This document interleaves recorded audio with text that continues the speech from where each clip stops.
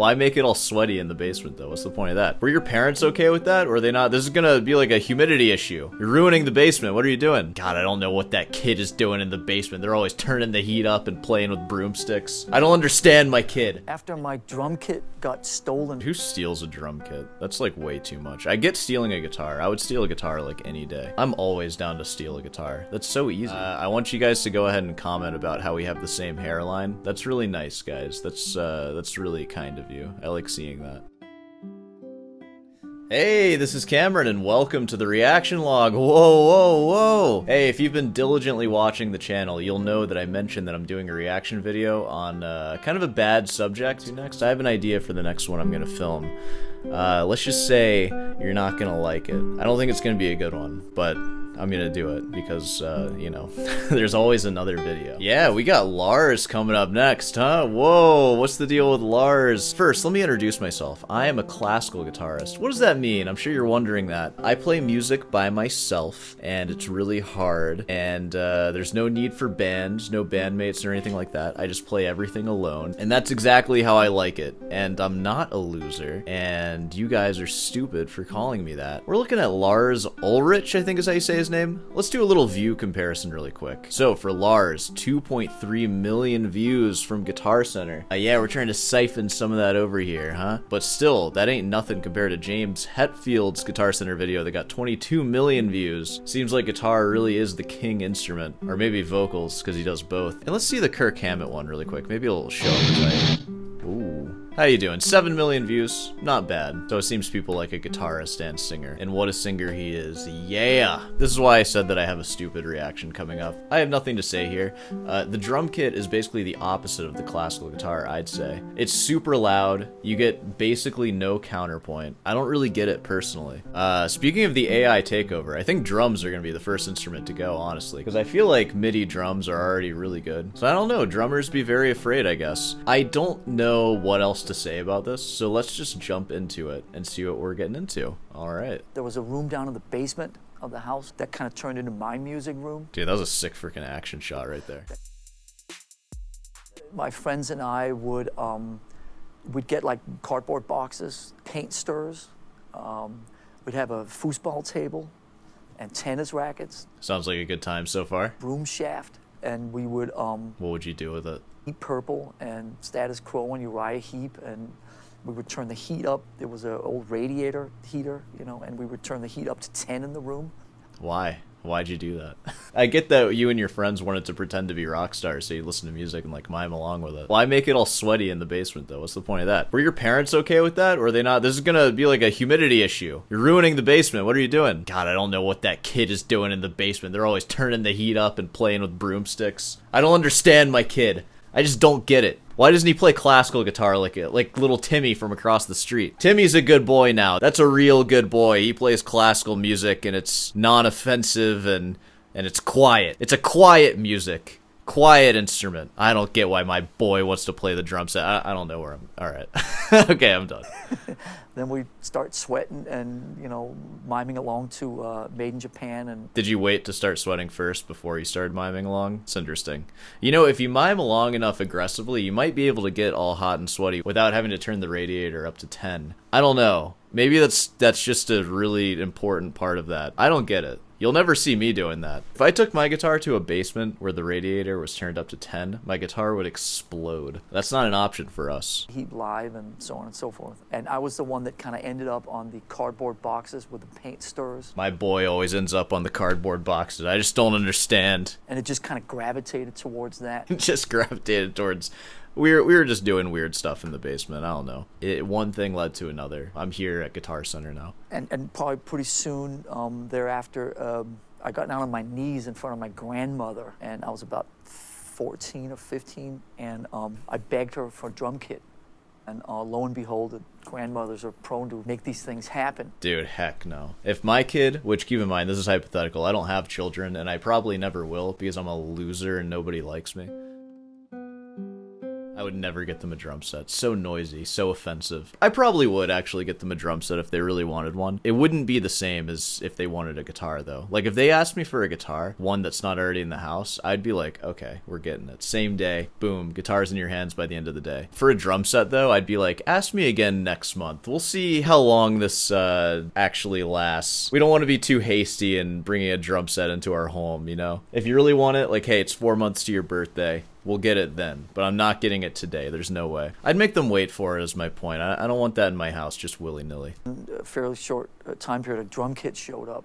Single kick, 1 rack, 2 floor toms. It was kind of pieced together. I think it was like a Slingerland tom and a Premier floor and something else. They were all sort of a little bit kind of like, maybe there was a Ludwig drum and there was a little bit kind of the kind of that classic cream color kind of thing there, you know. Yeah, I got no idea what you're talking about. Sorry. But that was the first kit, and I banged away on that for a couple of years. I'm glad to hear you didn't do any practicing. You just banged on it, huh? No, I say that too. Bang out some Bach. I know what's up. I practice. We all practice, right? After my drum kit got stolen, my Camco drums got stolen in... Dude, who steals a drum kit? That's like way too much. I get stealing a guitar. I would steal a guitar like any day. I'm always down to steal a guitar. That's so easy. Drum kit. You need like a whole team for that. What happened? Where'd you leave your drum kit? Like on the street? Punted my way through renting drums for the better part of the next 6 or 8 months. We played a lot in Europe, and every time we went to Europe, we'd get rental drum kits that would fall over and blah, blah, blah. So when we hooked up with Q Prime and Cliff Bernstein and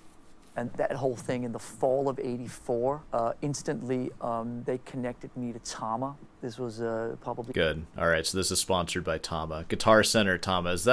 That's all this is. We're just going to hear the Tama story. You want to talk to Neil Peart about drums? I was like that big at the time, and it was just like talking to Neil, who was like the god of gods. And so... That's not a metaphor, by the way. He has a really rare condition where he starts off that big. He's going to keep growing to be like 20 feet tall. It's a really tragic condition. All right, what are we doing here? This is just a Tama ad. Guitar Center, how could you do this to me? What are you, some kind of company trying to sell stuff? Dude, is Tama the same drum kit they used to record Saint Anger? It sounds like they used pots and pans for that album. So I don't know. This way, the ride cymbal really far, so I would play the ride and the hi-hat like this. And That's fun. Everybody do that back at home.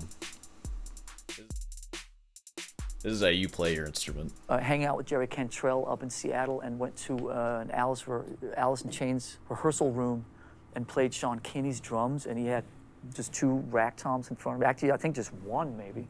And his hi-hat... He's just rambling now. I have no idea where this is going. I think the second floor tom just pointing around and stuff. Was affectionately dubbed the coffee table for many years because it was never actually used for anything other than to put, you know, drinks on. Or sticks. I have the exact same thing, man. I have a Cordoba C12, and I just put cookies in it, and I just use it as a cookie jar. It's in my pantry. You can shake it around, you can make them crumble a little bit, and then you reach in. You gotta reach your fingers through the strings to eat them. Yeah, this is a really interesting video. I told you this one would be stupid. I got nothing here. Also, I want you guys to go ahead and comment about how we have the same hairline. That's really nice, guys. That's really kind of you. I like seeing that. Just about business as usual for about 20 years. Lots of business here. Oh, God. The one thing that struck me when I came to America was...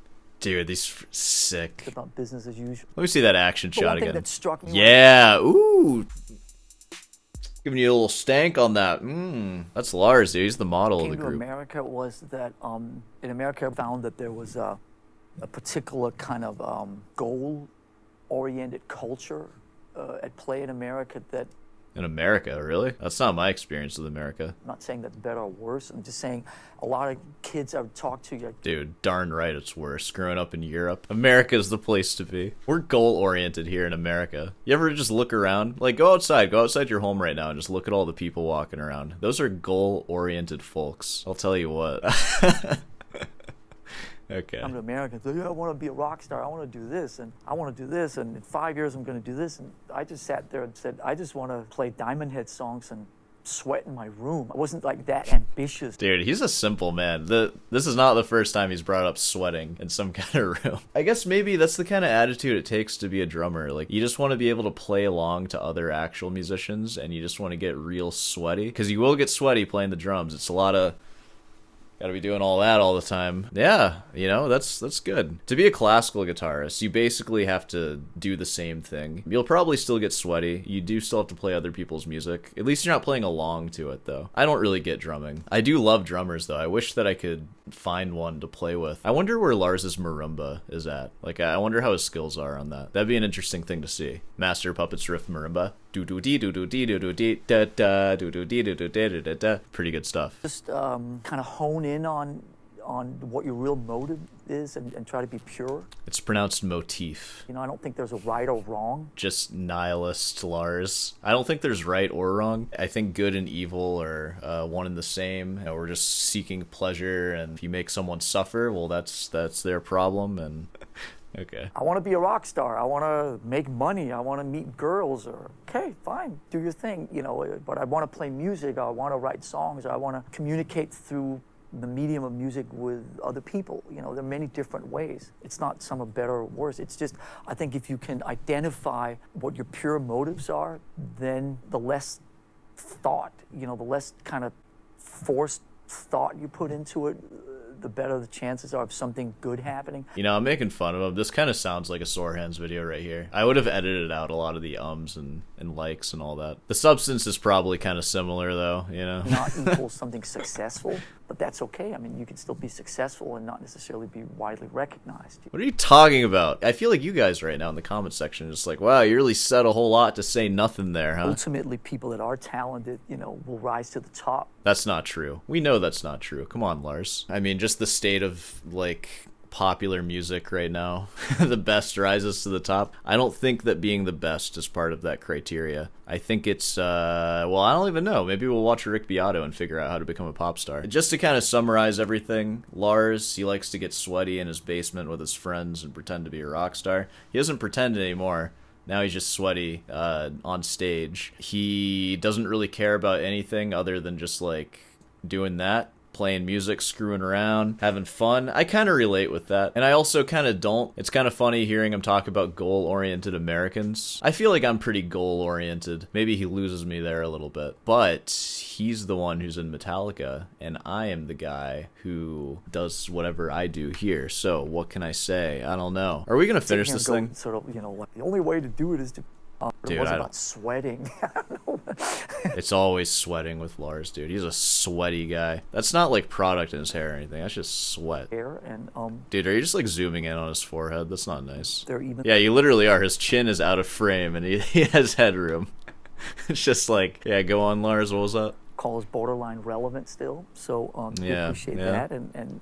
Okay. The brains of Metallica, am I right, everybody? I guess the longevity element of it itself is enough to keep us going. Nothing has longevity like thrash metal. Okay. And again, I'm saying that as Mr. Classical Guitar. Let's look through some of these comments, and then we're going to end this one. This is a stupid video. Happy Sunday, everybody. I'm pretty sure this is released on a Sunday. Thanks for stopping by. Better videos will come out soon. Let's end this on a Wolf Greyhound 3095. 8 years ago, you said all of a sudden... Oop. There was a room down. All of a sudden, everyone in the comment section becomes a drum god. Dude, it sounds like my freaking comment section with people talking about how I suck at guitar. Why does every member of Metallica have such relaxing voices? I don't know. Metallica Live HD. Take a shot every time Lars says, Take a shot every time I say like. You're gonna die. I think you all need to realize something. Lars is maybe one of the only drummers in rock/metal that doesn't really give a poop about his drum skills. Isn't that just uplifting to hear? He said it himself. He's admitted he's not that good, but Ulrich has others to offer that drumming. He composed like half of Metallica's music with Hetfield. He's a skilled businessman. He speaks for the brand and other things. Thank God. Nowadays, that's the thing that I say often. Can't just be a guitarist anymore. Can't just be a drummer either.